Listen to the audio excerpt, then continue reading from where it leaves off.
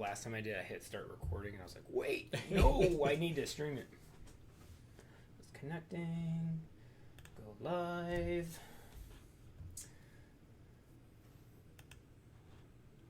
Alrighty, so how is your 4th of July, CJ? It's pretty good. Pretty good. Uneventful, just hanging out. No, so. Got 10 fingers still? Yep, 10 fingers, 10 toes. Yep, still same thing. Awesome. Yeah, so fireworks show, Wilmot was pretty cool. Yeah. Pretty dope. Yeah. What'd you think of the turnout at Wilmot on Monday for a night change? It was a lot bigger than I thought it was going to be. Yeah. I thought maybe half as many people were going to show up, and it definitely blew me away.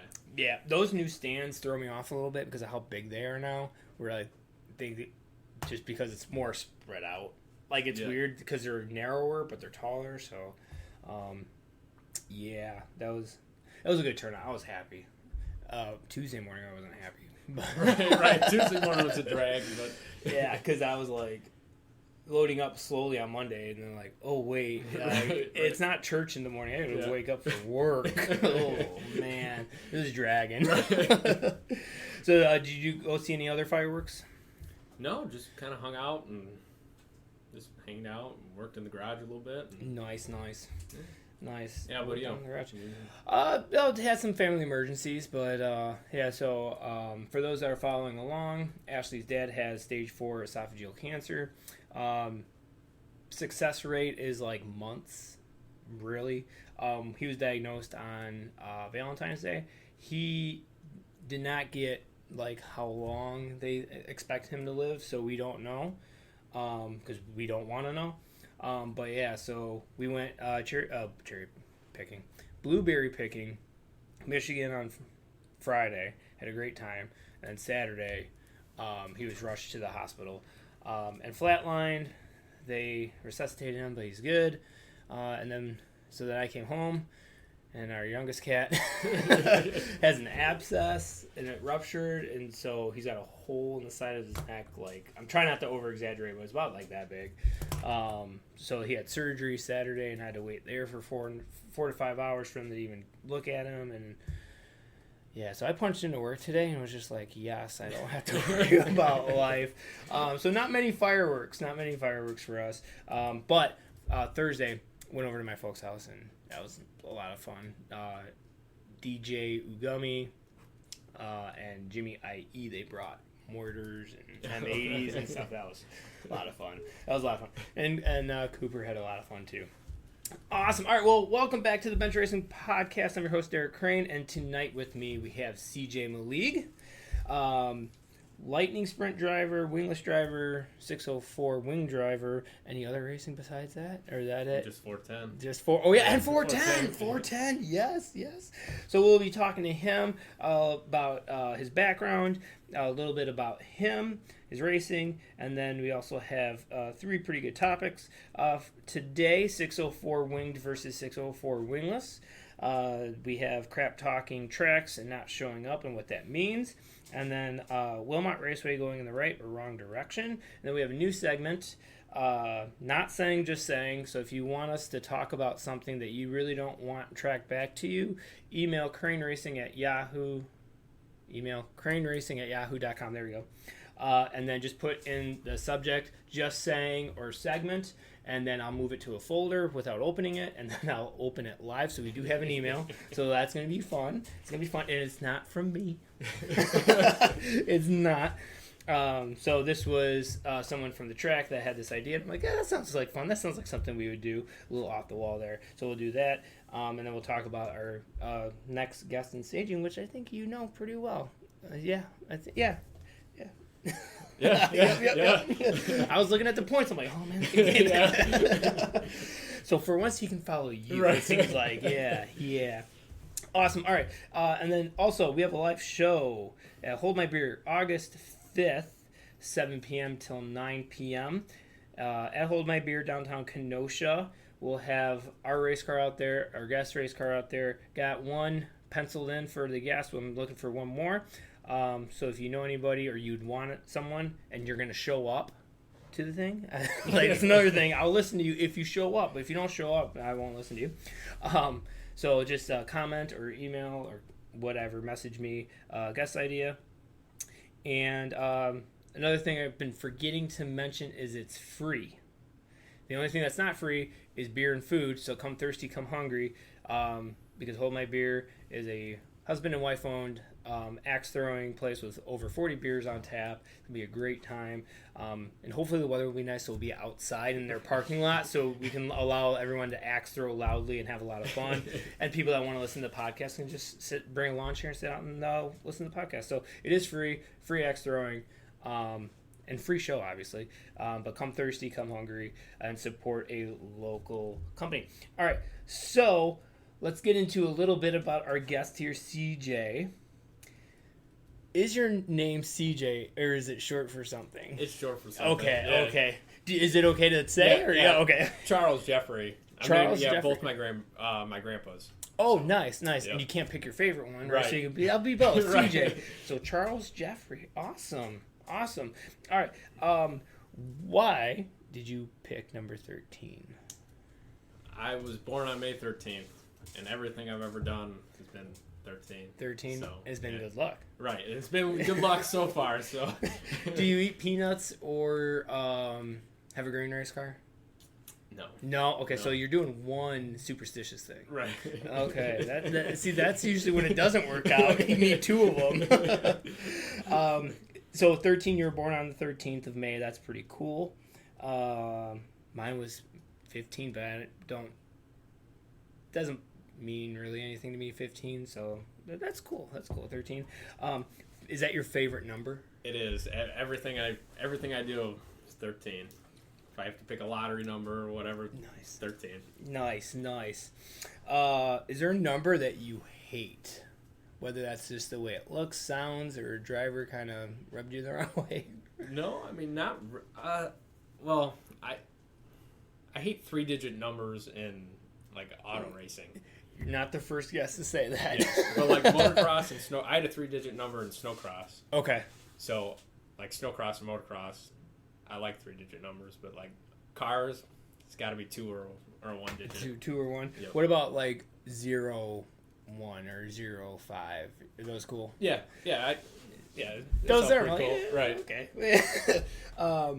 Okay, cool. So 3-digit numbers don't like. All right. Now I know how to get under your skin. Yeah. Oh man. All right. What do you do outside of racing? In my free time? Yeah, in your free time. I don't get much free time, but No. mostly, I don't know, snowmobile in the winter. I do some hunting a little bit. Okay. Hang out with some buddies, about it. Okay. What do you hunt? Duck, geese, deer. Okay. So, I'm glad you said yep. deer because, crane a bird. Right. You're Yeah. listening all my relatives. What's the biggest thing you got? Nothing too big, Nothing honestly. too big? Okay. Yeah, I just do it more for the fun. Just more for the fun. fun. Hang out with family and friends. Nice, drink some beer. Yeah, well, I don't right. know how much your beer drinking is involved with a gun. After, okay. After, yes. Okay. Lots of beer after. Okay. You said you just got off of work. What do you do for a living? Heavy equipment operator. Heavy equipment Yep. operator. So, like, more construction? Construction road work. Okay. So mostly. Okay. Were you working on 11? No. Off of 11? Okay. Because No. they were doing some work, road work by where I work. I'm like, oh, but I was like, I didn't see you. So, Well, if you go to Illinois, you'll probably see me. yeah, that's right. Illinois. Yeah. What's the machine that you operate the most on? Dozer or excavator, mostly. Okay. So both of those are kind of taking stuff down, right? Or dozers are more for building stuff back up. Right, stonework, Okay. subgrade, stuff like that. So, Gotcha. Yeah. How many years have you been doing that? Oh man, I think this is my sixth year? Yep. Ooh. So right out of high school. Right out of high school, man. Nice. So you're obviously union then, right? Yep. Nice. Union. Nice. My brother's union. He loves it. It's really the only way to go Yeah. as an employee, as an owner, probably sucks. But, yeah. You know, Just one more person you gotta talk to. Right. Yeah. I mean, I know I hated being in management at UPS because, like, my uppers were management, my lowers were union. So, like, I was that one that was stuck in the middle. Right. And I'm like, I hate this so much. Because, like, if I listen to the management, they're going to hate me. Right. And then if I listen to the union, management is going to be like, well, we shouldn't push this guy higher in the company. And I'm like, God, whatever. It was a good time. Good time. Looking back at it. All right. When did you know you wanted to race? That's a good question. I didn't really know I wanted to race. Okay. I started racing snowcross.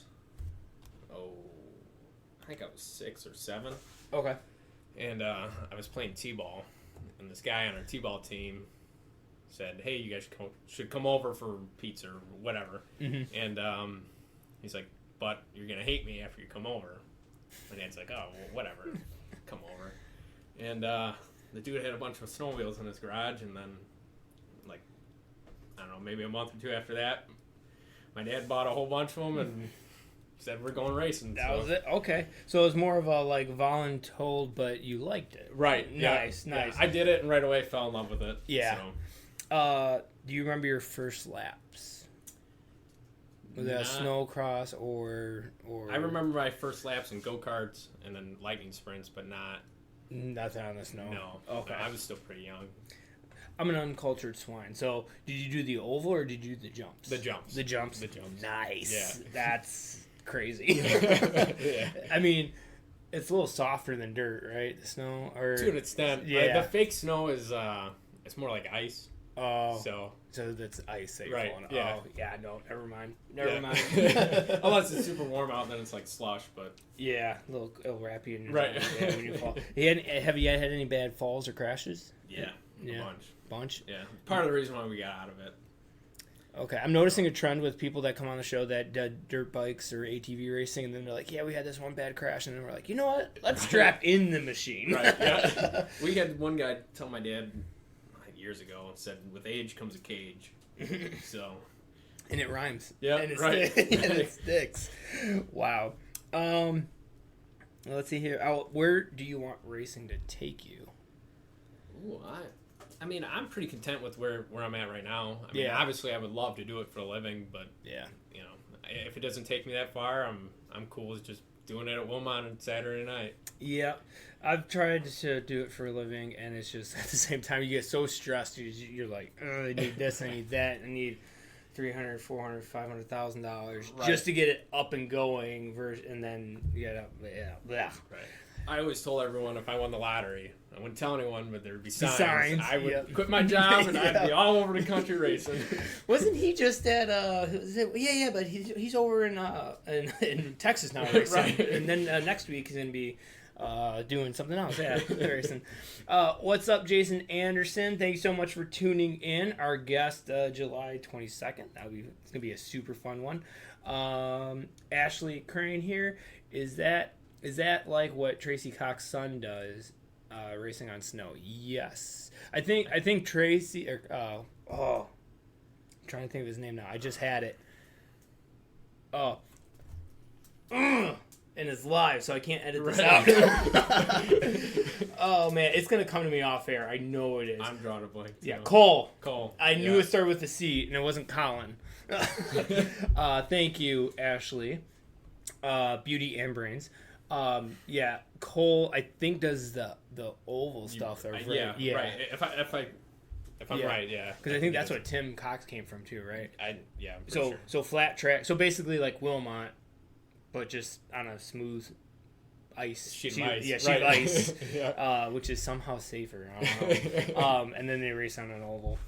So I think Cole will pretty soon be in a car here shortly. I think so. I think so. I think the timing of it's kind of starting to line up where you're like, I think Tim is going to retire, but he's not going to retire. Right. He's just going to go from driver to crew chief. Yep, driver to crew chief / owner. Right. So that'll be fun. What kind of race car do you like? I know you said you're content, but is there any other kind of race car other than a sprint car where you'd be like, if I raced that for the rest of my life, I'd be like, yeah, I'm good. I don't know, maybe like Indy cars or something. Yeah, Indy cars are pretty bad. Right. But I mean, I wouldn't mind doing like some sort of asphalt, like super late model or something like that.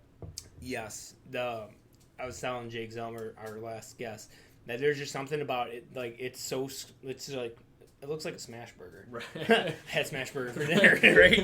But it looks like a smash burger where it's just so low and just so wide, and they look sexy. Right, for sure. All right, so that's a little bit about CJ's kind of background, but he was the 2016 Rookie of the Year for the Wisconsin-Illinois mini sprints, because that's what it was sanctioned by, right? Yes. Back then. Yes. Then he won the Wilmot Championship in 2019, and then you won the Mini Sprint Championship in 2020. Correct. Yep. And you've been racing from 2016 to 22, would you say? Because I know you're doing the non-wing in the mini for a little bit there. Yeah, I think I only raced once or twice in 22. 22. Yeah. Okay. So from 2016 to 2021, going back on points, a lot of top threes in both Wilmot and the traveling series with the Illinois Lightning Sprints. There we go. IRA Lightning Sprints. Right. There we Now. go. Now. Oh, my goodness. Was there a feature that comes to mind, or the championship? Which championship meant more? I know all championships mean a lot, but which one was just like probably the first one, right? Yeah, that was the first championship I've ever won in anything. Oh, so wow. That one actually meant a lot. Yeah, and you came. I think you're only a few points ahead of Iron Steer, right? Zion or. I think it was Iron, but I had 5 or 6 points. It Yeah, was like nothing. nail biter, and those are the best ones Right. to win too. Yeah. When you're going into it and you're just like, I don't know, this could be like, I feel like Michael Scott in The Office, where it's like, if he's happy, you eat this cake, and if he's sad, you eat this cake, right? Like, yeah, you have to have 2 different cakes. So yeah, that's pretty cool. And then he stepped up from the Lightning Sprints into the Wingless, and then Wisconsin Wingless, and then jumped into. Well, actually, the 410 and the 604 wing kind of came together at the same time, yep. right? Out of all 4 cars that you've raced at Wilmot, what's your favorite one? Oh, God. Oh, man. Probably the Lightning Sprint, because I've won the most in that. Okay, nice. Yeah, you made a feature in the 410, right? Yep. Nice. Yeah. The last one, the last IRA race. Yep. So that was really cool that you made the feature. Yeah. Especially when you get, like, the IRA cars are actually starting to show up a lot of cars now. Mm-hmm. A lot of out-of-towners, too, which always make it tougher because you just don't know their speed. Blackhurst shows up and you're like, oh, okay. right. Insert name here. He shows up and you're like, oh, I'm going to beat him. I know that. right. So, yeah, okay. So you like the 410? Yeah, it's a lot of fun. Yeah. Yeah, if they raced more at Wilmot, I would probably just do that, because the power is crazy. Yeah. It's nothing like anything you ever raced before. In your schedule, you're running the 604 for the full season at Wilmot, and then you're running I'm assuming you're running just the Wilmot races with the 410. Correct. Yep. Nice. So you have a few more shows coming up, right? Yeah, I think 3. Well, we're gonna do the Outlaws, so nice. Those 2 nights, but I think there's 2. I think 2 more. 2 more after that. Okay. So yeah, well, you got the fair, right, and then you probably have like the one at the end of the year, right? September or something. Okay. Yeah, I'm still living in the moment.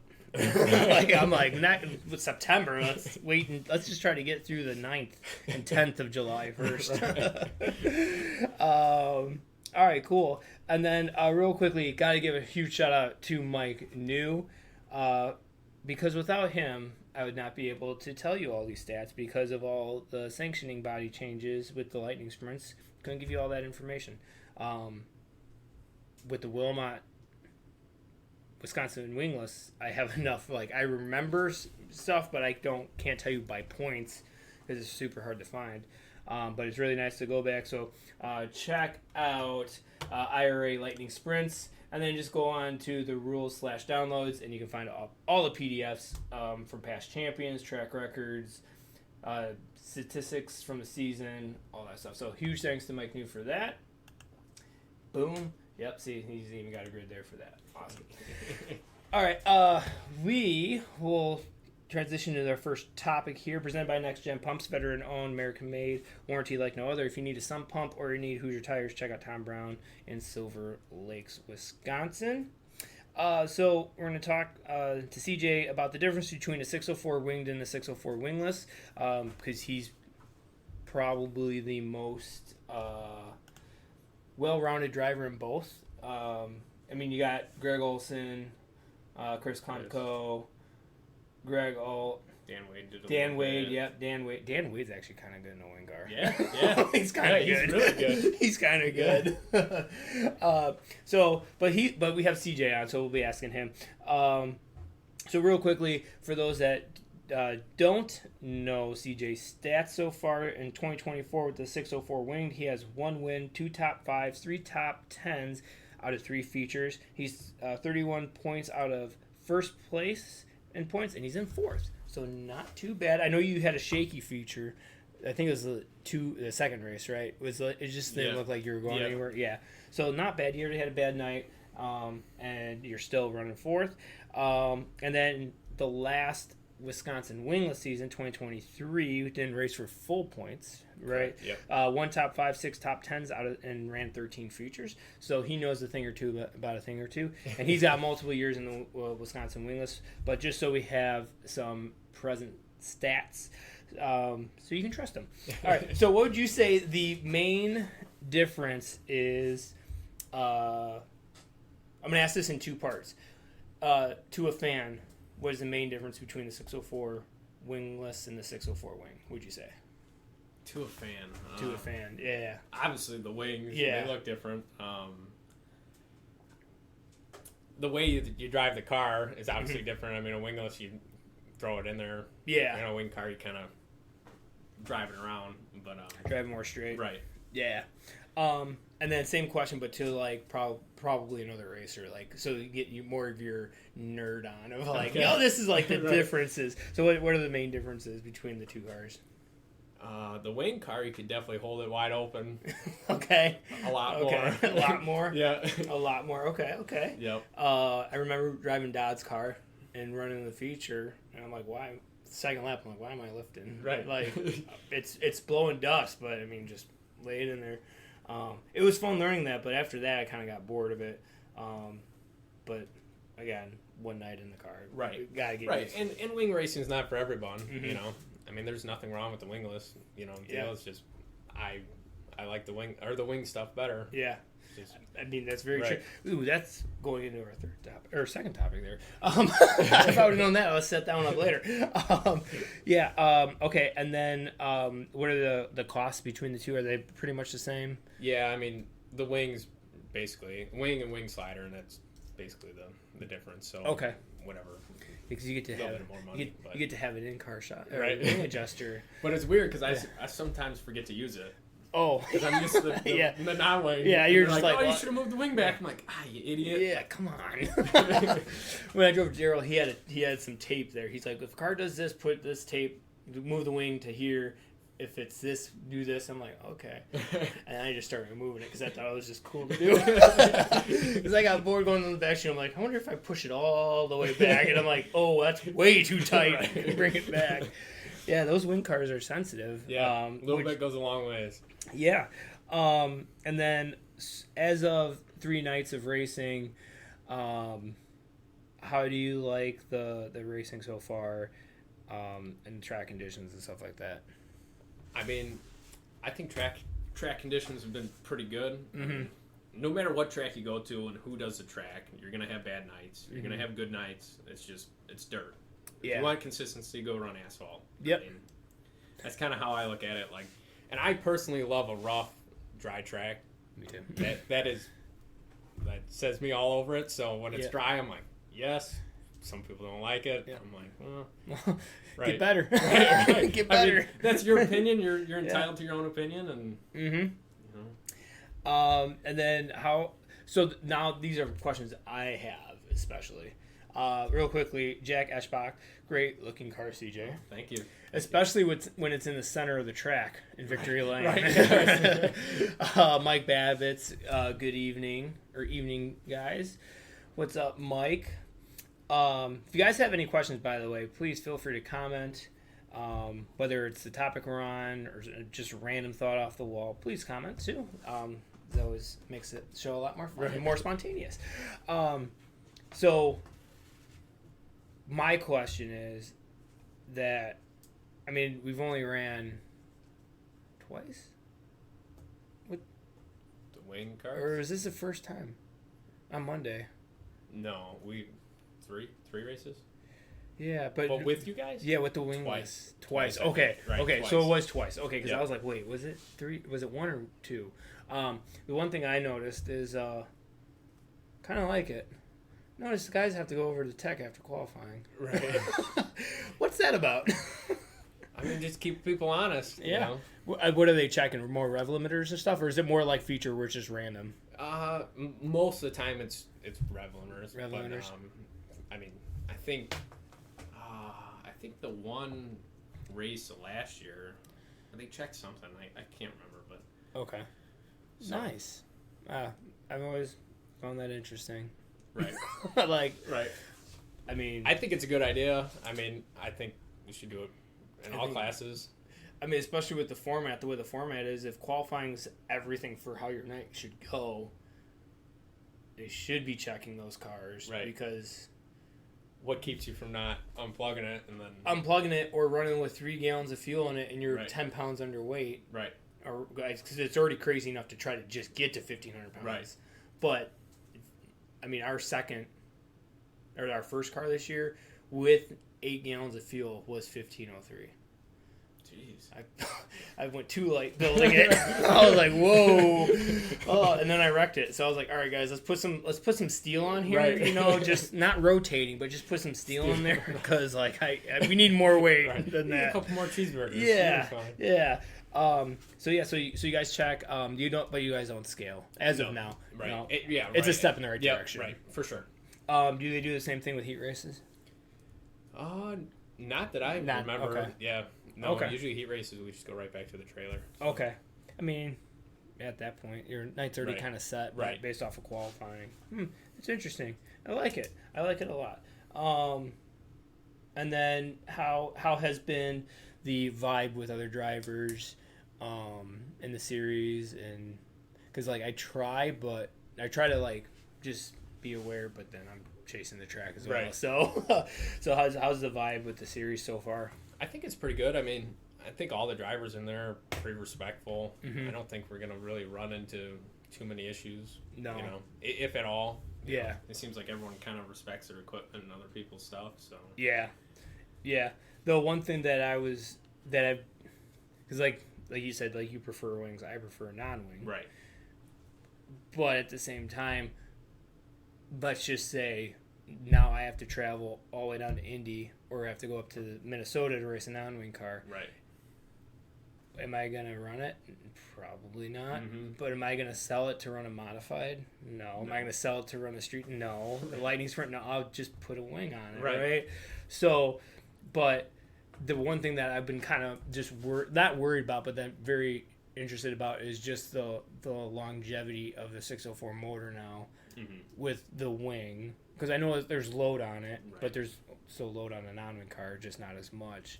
Have you noticed anything yet with 3 nights? Not really. I mean, the only thing that we really notice is like it obviously builds heat faster. You know? Okay. So like in the feature, if you have a long green flag run and the track's really hammered down, Yeah. you start creeping up there in temp. Okay. You know, we're kind of figuring that out now. Yeah. You know, different jetting and we have an electric fan on there, so. Okay.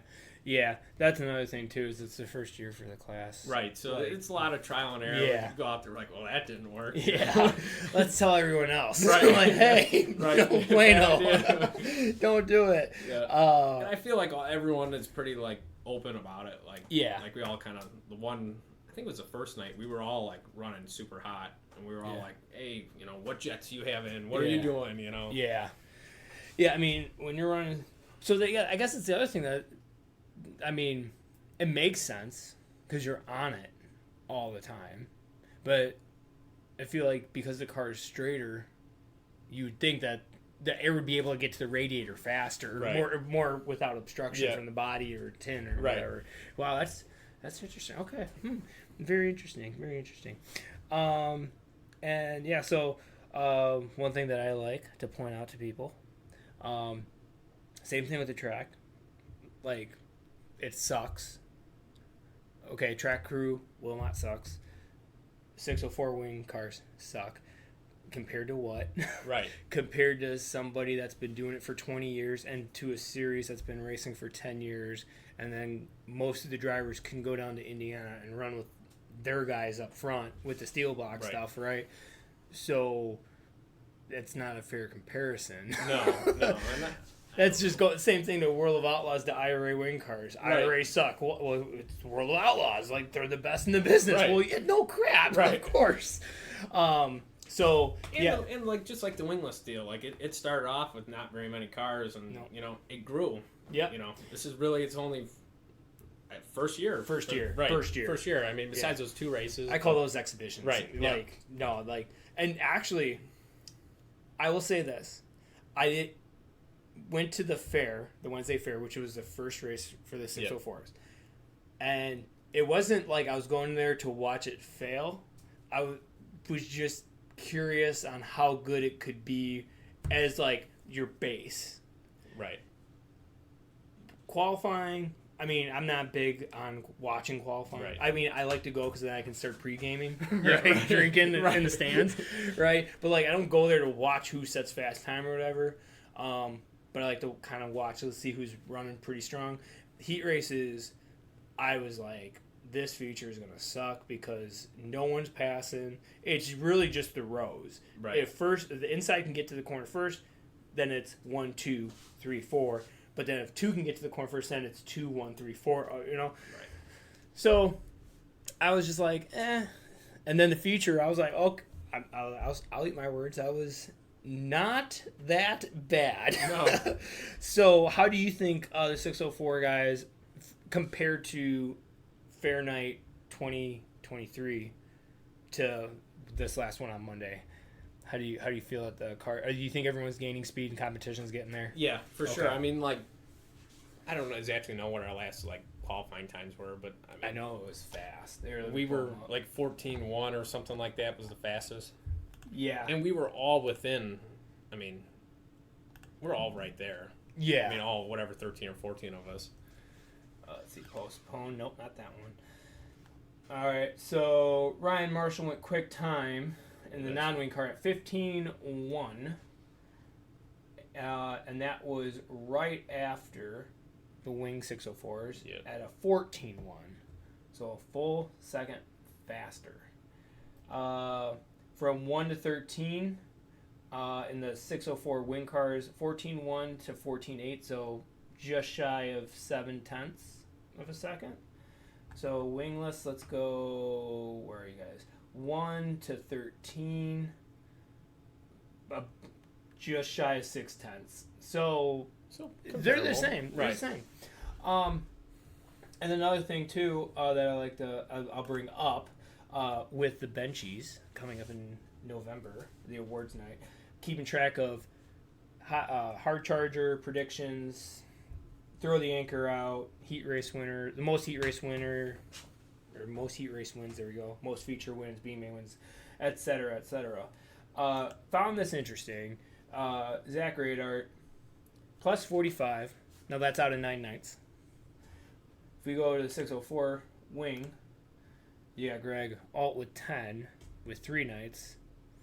So if you subtract or divide, then that would be 5 cars past night for Zach Radart and 3 point something with Greg Alt tonight. So that's not a big difference. Well, as much as people would lead it to be of like, yeah, I know I lost you. I'm sorry, Ashley.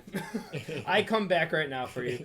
Basically, the 604 wings are just as competitive as the wingless cars, and they're only on night 5 ever of the racing. And I gotta I got to total it up, but I know there's been over 200 races with the Wisconsin Wingless at Wilmot. Just That Wilmot, many? yeah. Holy cow. Yeah. So with traveling and stuff, you're probably around 250, 260. Right. So that's not bad. And now I do get that a lot of the guys came up from the Wingless and put the wings on, so which would only help. Yep. And if you don't think the Wisconsin Wingless ever sucked, Google or YouTube Wilmot Raceway, Wisconsin or Wingless 604 cars 2015, and watch paint dry. So that's all I'm saying. All right, so let's go back to some comments before we transition here in topics. Mike Babbitt's plans this weekend running World of Outlaws. Yeah. Both nights? Yep, we're going to try to run both nights. Okay, nice. Obviously, success would be making the feature. Yep. I mean, Okay. if we make the feature, car rolls in the trailer in one piece, I'm drinking beer after the race. That's a win.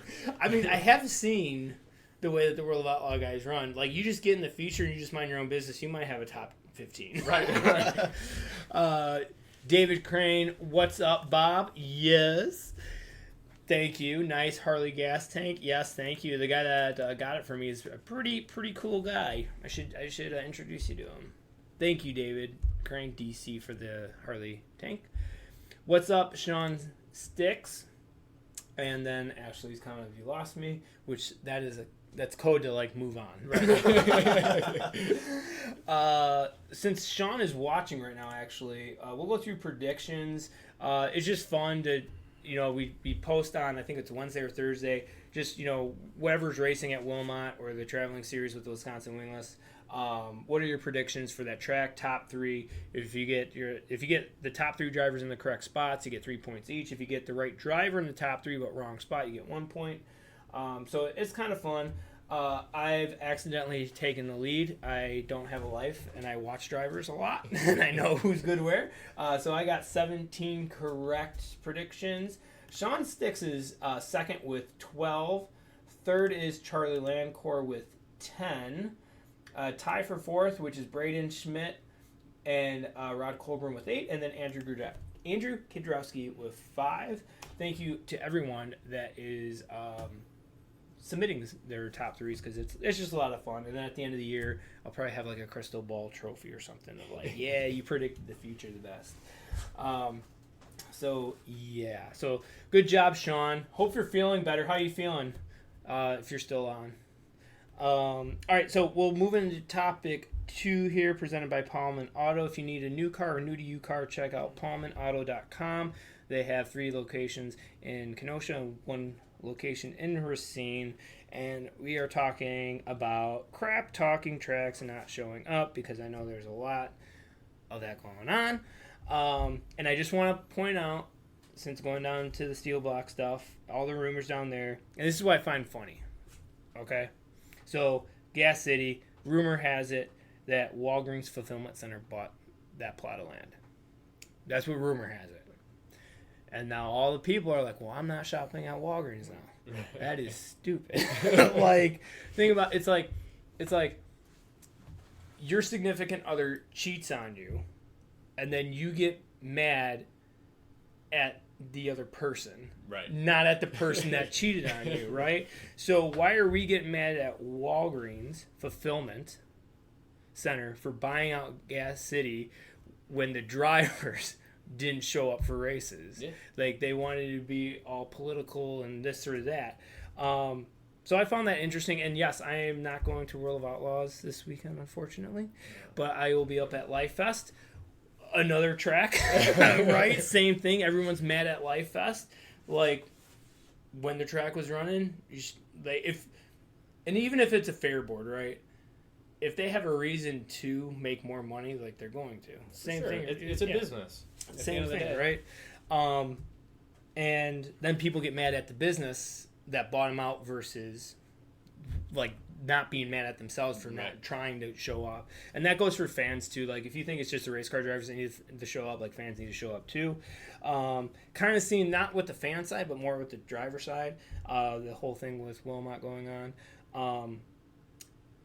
So I did tell you that we're kind of talking about this, but I didn't tell you kind of what questions I was going to ask. Yeah. So feel free to just be like, nah, I don't want to talk about it. But I mean, I'm open to anything. Yeah.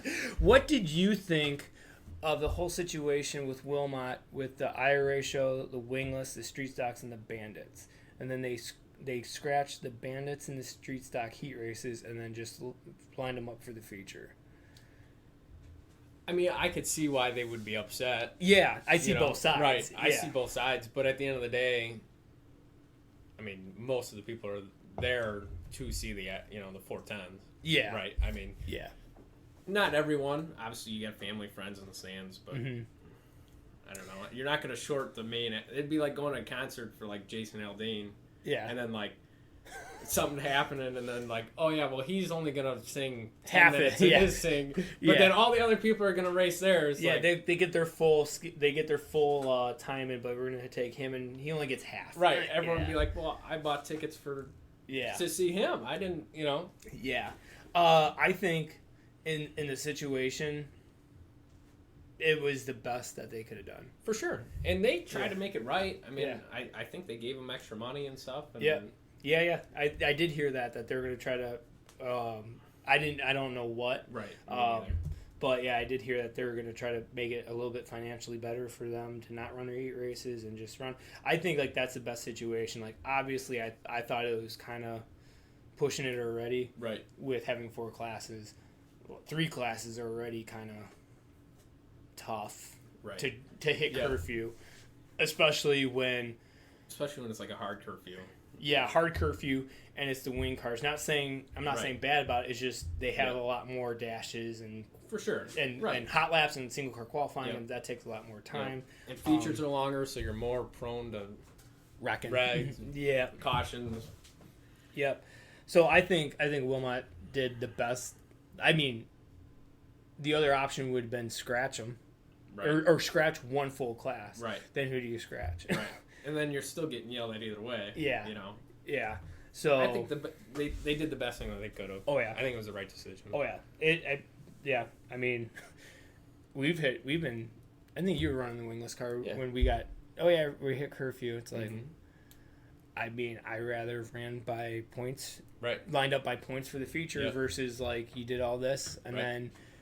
Even when I was in the lightning sprints, there's been times where I think they cut our heat races down to 5 laps, and our feature was like 10. Yeah, and that's not even. Sorry, Mike Babbitt just texted me. I saw Mike pop up. I'm like, he's on. He asked me something for you off air. I think that was the best. I get why they're mad. Right. But at the same time. For sure. I mean, as a racer, if it was me, I would understand. I'd probably be a little mad. But you have to look at the bigger picture at the end of the day. Yeah. I mean, big on Wilmot for trying to get 4 classes in. More racing. Because, I mean, they can only run so many classes a night. And you can't help that there was a red flag and cautions. I mean, those are things out of your control. Yeah. Or out of Wilmot's control. So let me ask you this. If you're a promoter / series president, how would you plan your night? Like, would you always put in like, oh, so our features, if we go flag to flag, I mean with the wingless, it's 5 minutes something. Right. If we go flag to flag, right? So it's like, okay, well, how many cautions are we gonna have, and how often, or what's our average time for cautions? If we're gonna have a red, well, Wisconsin wingless. I feel like the wingless is like 10 to 15 minutes usually. Yeah. Like average. Yeah. Not this year, because every single night there's been a red. It's sometimes it's multiple. Always a big red. Yes, too. It's a big one. Thank you, Zachy Poo, for. Oh man! So I started a vlog and I made kind of fun of like, oh yeah, we had a red. Thank you, Zachy Poo. But I'm like, but he just got caught up in someone else's mess. It'll be fun. It'll be dropping this week, hopefully. Ashley's suggestion is start the night earlier. Do you remember that September race last year? And they were going to get rained out, and they moved the time up. I was home by 8. Right. I was like... Yeah, it's not bad. On a Saturday night, I could do something else, which is nice. Which is very, very rare. Yeah. But also, I think part of the problem, too, like, when I race lightning sprints, we run at Sycamore a Mm-hmm. lot, and the majority of the time, they move the show there. Yeah. Like, the last car's pulling off the track, the next race is taking the green flag. Yeah. Like, there's no pace lap, it's boom, boom, boom. If you're not off the track, they're going green, so you better get off the track. Yeah. I don't want to use the I word, but Indiana's kind of like that. Right. Like, even because, like, I get, like, with the lightning sprints, like, you guys can line up in staging, street stocks can line up in staging, bandits. Like, I do get, especially at Wilmot, coming out of the pits, Right. going across the line and you're coming to green Right. versus trying to come to green right away. But, like, in Indiana, people don't like when I say it, but, like, as soon as they say over the receiver, cars are fired, line up. And they'll tell you where the pole car is, and you go to him. And once you kind of get in the area, they're like, all right, guys, we're coming 1 to green. Right. And it's like, if you don't get in line, they'll throw the green and throw a yellow, and you go to the tail. Right. Right? So Well, that's what I've always said. Like, with sprint cars, look at the lineup. If I know I start behind you, as soon as I push off, I'm looking for you. Yeah. I'm like, all right, where's Derek? Yeah. Oh, Yeah. he's over here. I better speed up and get behind him. Yeah. I'm not doing 10 laps to find you. Like, Yeah. if you hustle, if, I find you and the next guy finds me, Yep. 1 or 2 laps, we're all should Good be to lined go. up. Yep. Throw the green, and if you're not in the spot, throw the yellow, you go to the back. Yep. It's much faster, and people actually have a little oomph in their step to get in the right spot. And yeah, that's what I do. Like, start 16th. Ooh, okay. Wow, start deep. Who starts in front of me? Like, oh, okay. Tater and I forgot who started on the outside. Tater and Wilkie. All right, so I'm looking for Tater and Wilkie because once I get to them, I know I'm in the right spot. And when they move up, I'll move up with them, and we're good. Ashley here says, what's the worst that can happen for starting early? Fans get into the pits earlier. Yes, in theory. But there's 2 schools of thought to that. One is the track will dust off faster because the sun and the wind will be on it longer. And 2, I fear that if that were to happen, the track might go, well, instead of like, oh, our curfew's in like 3 hours, we have to keep everything moving. They might go, well, we actually have another hour. So, like, let's do a track prep hour. Right. And then you're still getting out. Now everybody's there even longer. Yep. Kids, not all kids want to be race car drivers. I know that. Right. Right? So they're not going to be like, oh, there's more racing. They're going to be like, I want to go home. Yep. So, yeah, in theory, yes. Right, and that's the biggest thing with the fans is, like, you got to keep the kids interested. Mm-hmm. If there's big delays or whatever, then they lose interest. They're complaining. They want to go home. Obviously, the parents don't want to listen to their kids complaining. So yeah. But I think Wilmot's doing a good job, though. Is they're trying to create more things for the kids to do. That's a transition. Right. Perfect. Is Wilmot Raceway going the right or wrong direction? Yeah, I really do think they are going in the right direction. I mean, you could look and see all over the country there's tracks closing down. Mm-hmm. I mean, and Wilmot's throwing money into it, so yeah, that shouldn't be happening. Right. Yeah. So, which is actually really good business model too to think about too. Is like, if there's tracks shutting down, that means there's guys that don't have a place to race. Right. So we might as well make it big. Yep. Right. Right. And Wilmot's, it's getting there. Yeah. Just like the World of Outlaw deal. Like, there's a fish fry on Thursday, and so mad. Right. And then I'm not mad. I'm happy that I'm going to Life Fest, but like, I'm mad too. Like, they're trying to get more people involved and just hang around and party, spend more money. Yeah. At the end of the day. Yep. David Crane, sponsor from Indiana. He came down Monday, spent the night here Monday night, and then he went up north Tuesday. But anyways, he was saying that it was that, like, even on a Monday night, how busy the pits were. He's like, we don't get this in Indiana. Like, this is something really, really, really cool. And so that is one thing that we got to keep doing. Right. Now, and I was surprised. Monday, I thought nobody was going to come in the pits. And then I just about everyone in the stands, I think, came in the pits. It was awesome. Yeah, that was really cool. Yeah, we got home, 1 o'clock? I say 1 o'clock. In the morning? Yeah. Oh, God. Yeah, we were one of the last ones. I gotta keep my, that's my thing. Right. I gotta get kicked out every night. Let's see here. Charlie Landcorp. Oh yeah, really quickly. I'm not saying that Wilmot's 1,000% always going in the right direction. Right. For sure. But majority, they're Right. setting up pins to knock down next year and the year after. But you just don't see that right now unless you are driving far off. You're not driving off your wing. Right. You're looking down the track. So I think that they're definitely going in the right direction. Charlie Landcorp. IRA should get rid of the dashes and pill draw for starting positions. Sing it, sister. You're a 410 driver. How do you feel about that? I haven't been in that situation yet to run a dash, but I don't know. I kind of like it. You kind of like it? Yeah. Okay. So I like the idea of it. So. Okay. So for us, uncultured swines, educate us. So as a driver, because we don't have that obviously in the wingless cars, right. Why is it good? Or why do you like it?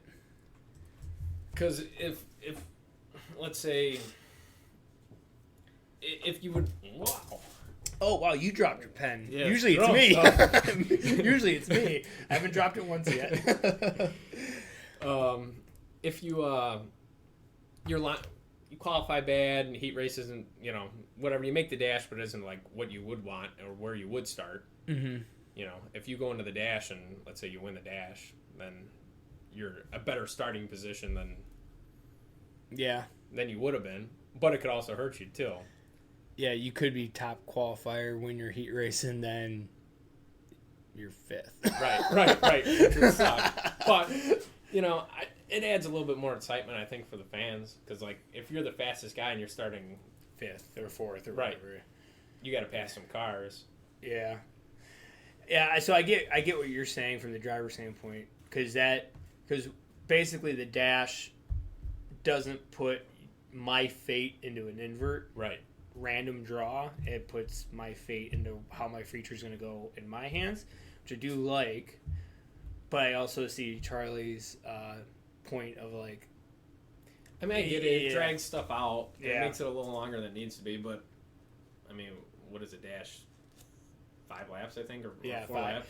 4 laps. Right. I mean, from push to checker is usually 3 minutes, 2 minutes, maybe. Yeah. When I ran the B main the first night I was in the car, I mean, they ran both dashes, and I got in right when they started the dash, and I barely made it to staging to push out for the B main. So, I mean, how long does it take you to get in a car? I mean, to each his own. That's true. Some people a little longer, but to me, I could be in and out in the car, like, no helmet, no Hans, to like ready to race in like 45 seconds. Really? Yeah. See, I take my time. At least 3 minutes. At least 3 minutes. Yeah. No, I mean, I'm just saying in a rush I could do it. Gotcha. I don't do that all the time. I think it's because I take naps in my car a lot in the garage. I'll just be like, I'm just going to sit out in the car. And Ashley comes out. She's like, you're weird. Well, have you ever kind of dozed off in like a red flag sitting out on the track? Yes. Yeah. Yes. Or me too. Or staging, waiting for the mods. Yeah. Yes. Right. And then you get bumped. You're like, oh, okay. Yeah. A little horn would have been nice. Right. Hope I'm in gear. Yeah. I don't know. When you saw my head like this, like you should be like, hey, I think he's sleeping. Yeah. Malueg Racing. Oh, hey, you're here. Line up and staging and starting order. Push off and starting order might need to expand the staging area. I think that's going to be future, I think. Because they cleared all those trees in the back and stuff. Yeah, there's a lot of work being done. Right. Yeah, I see, like, have you seen Hopstock or Tri-State? I've seen them, but I've never been there. Been there? Okay, so when, like, USAC's there and they have, like, the big thing, like, they push all the cars and then they line up on a diagonal on the front chute, all on the inside. That would be interesting. To be like, if we could get that good, that would speed the show right. up. Because part of the problem too is we don't have enough push trucks. Yeah, That's true too. Yeah. Right. Like 6. Well, is it 4 or 5? And I was like, there's 4. Right. 4 or 5 for 2 push classes. Right. And then whatever 2 side by sides and Tony's right. and yeah. Yeah, because like okay, in theory, Wilmot, right? They push the first. Let's say they have 6 trucks, right? They push the first 6 cars up. They get lined up. They come around turn 2, the push trucks, and they turn in that little road that goes through the road. Push the next 6 cars. I see that being faster. As in, like the push trucks might be on the track longer, right? But the lineup would be faster.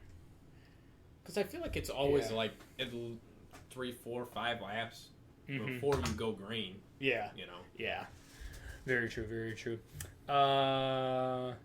Let's see. Autumn here. Whoa. There we go. All the cool kids hang out in the pits. Yes, they do. Yes, they do. Thank you for hanging out in the pits with us, Autumn. Ashley, Tyler was wondering why they got pushed out and then push started. All right, so for the heat races, because you have 6 trucks, 5, let's just say 6 trucks, you have 8 cars. It's just faster for them to push from staging. The 6 cars turn around, come back to get the last 2. But in the future, when there's 24 cars, if you stagger them around the track, then they can push 1 car, and as soon as that car fires, the next car that they can get to, what might be in turn 2, might be in the backstretch, they can hit them up instead of driving all the way around or in the pits driving around. I think that's faster, but just the lineup kind of sucks from there. Because then if you try to get on the gas a little bit to just try to find your guy that you're starting behind or next to or something, they're on the race area, slow down, I got push trucks on the track, which I get, it's safety. Right, for sure. But we're just trying to help the process, and then half the time we don't even hear when the last push truck's off, and they're like, get lined up! And we're like, well, we were trying to! Well, and another thing kind of drives me nuts is, like, after a red, like, you should have an idea who you were behind, you know? Or around it, at least. Right, like, okay, well, you know, if you're racing a pack of, like, 4 guys, like, well, I'm going to go by these 4, because I'm somewhere in here. I don't remember where we crossed the line, where the yellow came out. So I'll challenge the guy, but like I know I'm somewhere here. Right. Yeah. Some guys are like way back there. I'm like, dude, you knew you were 4th. Like, what are you doing? Oh man, Michael Olson, you know this guy, right? I do. Yeah. He's one quick whap 3, 2, 1, go whippersnapper. There we go. Tongue tied from my 64. Dashes are a staple point in the sprint car racing and sometimes supply the best racing you'll see all night. In the end, racing is a business, and if you're not entertaining the fans, you're not completing your business. Love that. I agree with that. Yes. That's kind of on both sides of what we were saying about like if it's not entertaining, get rid of it. Right. Or you're not doing it right. Yep. Yeah, and I do think that if the Wisconsin Wingless were to do a dash, it'd be the most dry thing ever, because all the cars are so close in speed that the track would have to throw a really big curveball, like dry out the feature or the race before, and then you're like, oh wait, I'm set up wrong for someone to go from 5th to 1st. I think it would be, or actually, now that I think about it, that actually might be something. Because the 5 guys, if they're all the same speed, Talladega racing, plate racing. David Crane, best fireworks show I have seen at a dirt track. Watching you with the fans after the races was great. Aw, thank you, DC. Yes, so from Indiana, best fireworks show. I did find Wilmot's fireworks to be very good. Yo, absolutely. Like it seems wasn't. Like they just keep on getting better and better, like every year. Yeah, it's like Beaver Dam was like, boom, boom. For like 10 minutes, it's like, can you just light them all? They just went down to the local side of the road and bought a couple fireworks. Yeah, we got like all M80s. Right. Oh, cool. Like but Wilmot's fireworks show is good. I'm pretty sure we're going to see a commentary about the voiceover or the singing. Yeah. But hey, it was awesome to have. That was different. It was definitely different. I liked it. Having some singing music with the fireworks. Because like the track announcer, what can you say? Like, scream louder. Like, wow, look at that. Like, you know. That was a loud one. Yeah. Ooh. Yeah. Right. So that was, I think that was another thing in the right direction. Mike Babbitts, I am dating myself. Racing is passing. Oh, I am dating myself. Okay. I was like, you're dating yourself. Right. That's how I read it too. Okay. I'm dating myself. Racing is passing cars. Fastest start further back. Old days. Feature winner started all the way back the next week. Ooh. That would be spicy. That would eliminate qualifying. Right. Or, yeah, yeah. So then you would, but then you're still gonna have hot laps. So then there's no point in doing that, because if you're gonna have hot laps, you might as well qualify. Right. But like, let's just say, don't like this, but the first time you're on the track is a heat race. Not a good idea to feel your setup out. But if you got rid of qualifying and hot laps, you start your heat race. How would the heat race start then, Mike? Would that still be qualifying? And then just a feature winner would start in the back? Because I don't think the Wisconsin Wingless needs that, because there are 8 different feature winners in 9 races. Right. So, but that would... Oh, use point average. Okay. Whoa. All right. That was different. Wow. Woo! Scared myself there for a second. I was like, wait, did I lose us?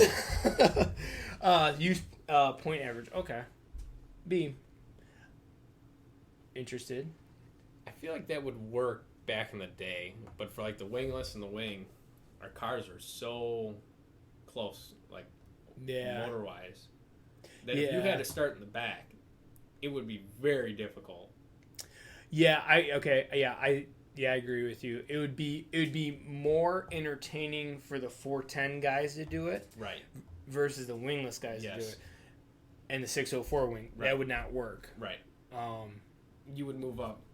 Yeah, because 8, 10 spots, maybe 12 spots, maybe. I mean, who's the biggest mover? Yeah, so all time.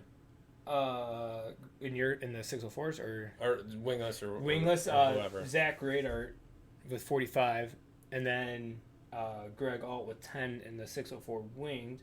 But then if you look at this, so 604 winged, Brian Christan had a fast time. Our boy here, CJ Maleug, had a fast time. And Brian Strain Jr. had a fast time this year already. Right. Heat race winners. Tommy Sexton has a heat race win. Ian Steer is the only one with 2 heat race wins. Greg Olson, Tommy Colburn, and Ellie Hensley has a heat race win. And then you have 3 different feature winners: Tommy Sexton, Ian Steer, and CJ Maleug. Right. So it's already pretty. And I mean, it's literally the same thing with the wingless. Like, yeah. Ryan Marshall has the most heat race wins with 5. Jimmy Seavey has 4. Lots of guys have 2. Egan, Radar, Johnny Fall, Wilkie, Cuxhouse, they all have 2. Oh, Bryce Andrews has 2. Shout out to my boy. And then a lot of 1s. So, yeah, I would say that I don't know if it would work. It's already too good. But if it was not a spec class where people say USAC, right? And when USAC, because like USAC in Wisconsin is way different than USAC in Indiana. Because like USAC up here, they only bring their 100%ers, the guys that are chasing points. So you only get 16, 18 of those guys. You might get some guys from Iowa, Illinois, Minnesota to come for that, but they don't chase points. But when you go down to Indiana, like all the locals show up. And you can look at their times, like from fast time to last with 40 cars is like 2 seconds. Like that's so much time. Right. So like it would work better with that versus the spec. But I like the idea, Mike. I like the idea. All right. Wow. It's been an hour already, so we're gonna sneak on this in because we got to do this one live. Alrighty. So we had someone say that we should have a segment.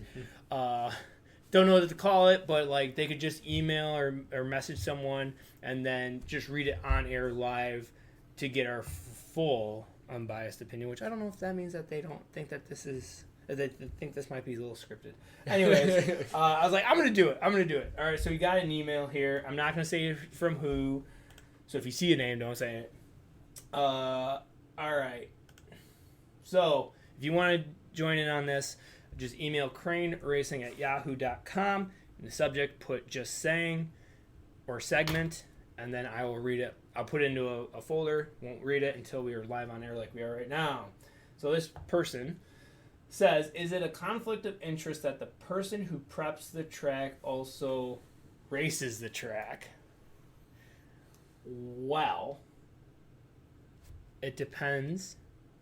Because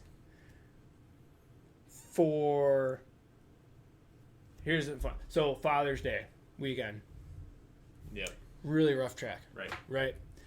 Did you know the night before when we were at Circle City, that was even more of a rough track than Wilmot? Like, it was smoothed out. I was like, wow, this is actually a lot more smoother. Saw it all over Facebook with Wilmot. Never even saw one thing on Circle City. No one talked about it, right? Because it's just rough tonight. Just got to do what we got to do, right? Move on with our lives. So if you look at it from that point, who outside of racing or being a race car driver would go, hey, I want that job? Right. Nobody. So you're going to have a racer or someone already involved in racing. Right. Or has a super big passion for racing isn't racing. That isn't, And for this person, would have you said the same thing about the last track prep guy? Because he raced, right, and he did the track, right. And is it a conflict of interest that Sinclair is the IRA president, but he also is the one that has all the insurance policies for all the tracks? Is it a conflict of interest that Tom Brown races and he also sells tires? Right. You got racers that sell fuel. Yep. Right? Is that a conflict of interest? Like, right. Like, you got how far do you want to go with this? Yeah, like I know how Flow Racing with the old USAC announcer, the bald guy, super funny. He studied chemistry and he did a whole thing on Flow Racing. I think you can find it on YouTube about how clay just works differently. Mm-hmm. So some tracks, the more water you put on it, the more dusty it gets. Other tracks, the more water you put on it, the wetter it gets, or ruddier it gets, right? So every track in the country does it differently. So I think there's just too much of a wild card to say that there isn't a conflict of interest. Like, if anything, he wants to race even more. Right. Because he's going that extra mile. Yep. And, I mean, maybe, like, if he... Like, for me, I like dry tracks. Mm-hmm. So, like, if it was dry every single weekend and I was doing the track, then I guess maybe you could say it was a conflict of interest. But every weekend's different. Yeah. So... Yep, and they've been having flooding issues, too, with the river right there, and that's why it was so rough the first month. About a month, right? Yeah. About a month, yeah. The track just wasn't draining right. Another fun fact, Lincoln Park in Indiana also has draining issues in the spring. Don't see anything on Facebook about that. Yep, right. So... I mean, it's to be expected. It's the spring. It rains a couple times a week, and, you know, it happens. Yep, so Wilmot's right across the road from the river. Lincoln Park is in, like, a valley of hills. So, naturally, water comes down. Right. And if the drain tile breaks or there's an issue with it, gets blocked, turn 2 at Lincoln Park will be... You'll go into one, and you're like, wow. And you're like, this is my kind of track. And then you see it. It's like a hard line on the track. And you're like, that's like, oh, boy. Cowboy up. And then you come off the corner, like, well, we're back to slick already, right? So, yeah, it's just, I don't know. Yeah. But, I don't think so. Yeah, I mean, there's too many variables in doing the track. Like sun, humidity, wind, you know. How much water you put on it, how many times you run over it. Yeah, how much times it rained during the week, how many times it didn't run. Did you seal the track? Did you not seal the track? Yeah. I think out of all of the things that we've listed, I think the track prep being a conflicting interest is like the lowest on that list. Oh, for sure. Which I don't even think it is. Yeah. You know, right. But if it was, it would be on the way bottom. Yeah, it'd be like, well, I mean... can't control the weather. Right. Well, and who else are you going to find to show up every Saturday? Mm-hmm. I mean, he wants to race. Yeah, by Just the like- way, he just did like triple duty. Right. Just like the last guy who did it. Yeah. He obviously wants to race, so he's Yeah. already there Yeah. every Saturday. Yeah. I mean, you're going to find some retired guy for 6 months or whatever, 5 months, Yeah. be there every Saturday. And Probably not. leading up Right. to, because you got to. Right, during the week yeah. and whatnot. Yeah. So I'm going to say it's not a conflicting interest. But thank you for just saying. Now, I'm not saying, I'm just saying. That was a fun. Yeah, I'm going to do right. it. I'm going to keep doing this. Yeah, This is that was fun. a good one. Yeah, because I was like, oh boy, please be nice. Right. Please be I was nice. a little nervous. Me too. Me too. Oh, man. So thank you for that. And I think we're going to have to wrap this show up. This was a fun one. This was a lot of fun. All the shows are fun. Now that we're done with it, I can tell you, because like every time I have a guest and I get nervous, like, what are we going to talk about? What are we going to be talking about? Like, and then we got this ticker here, and I was like, okay, we ran through that pretty quickly, and I'm like, oh. And then it's usually about halfway through, the guest gets comfortable, and Right. then they start really going in. I'm like, okay, we're good. And two, like, you're a driver. One time you were talking to me, I'm like, who are you? And then you said something, I'm like, oh, that's CJ. Whoops. Like, I don't recognize you outside of your suit sometimes or without a hat. Right. Well, and it's weird, too, because a lot of these guys, like, I could tell you their car number Yeah. or what their car looks like, but then, like, it's a Yeah. driver's meeting, and it's like, Yeah. man, who's standing next to me? Yeah. What? That's Yeah. what you look Yeah. like? Oh, I thought you'd had a bigger ATV. Right. Yeah. Right. Wow. Oh, man. So, next guest in staging, CJ here is no stranger to following him, but now he's got to follow up CJ, is Ian and Ethan Steer, father and son racing team. Ian just picked up the win on Monday. Oh, I didn't run down the Monday stats. Oh, wow. Congrats, Ian, by the Yes. way. Congrats. It was Yes. a heck of a run. Yes. Sorry. I wanted to stop by, and then our pit blew up with people, and then at that point, he left, and I was back, and I'm like, yeah. And then this week has been crazy, so congrats, Ian. Can't wait to talk to you next Monday on the 15th. Yeah, it's the 15th. About your first full-size car feature win. And Ethan was supposed to start his lightning sprint career. Rained out. He was going to do it again. Rained out. July 22nd. Is it 22nd or 27th? 27th. 27th. 27th. Yeah. Right. 22nd's Jason Anderson's show. I got too many dates up here, man. That's why I'm not worried about September right now. So he'll be making his Lightning Sprint debut July 27th. CJ, who would you like to thank? Put you on the spot. Oh, man. There's a bunch of people. Obviously, my parents, my brother, Michael, Garrett, BJ, and really the whole Irwin family. They helped me out. Brian Kemenal has been a big help.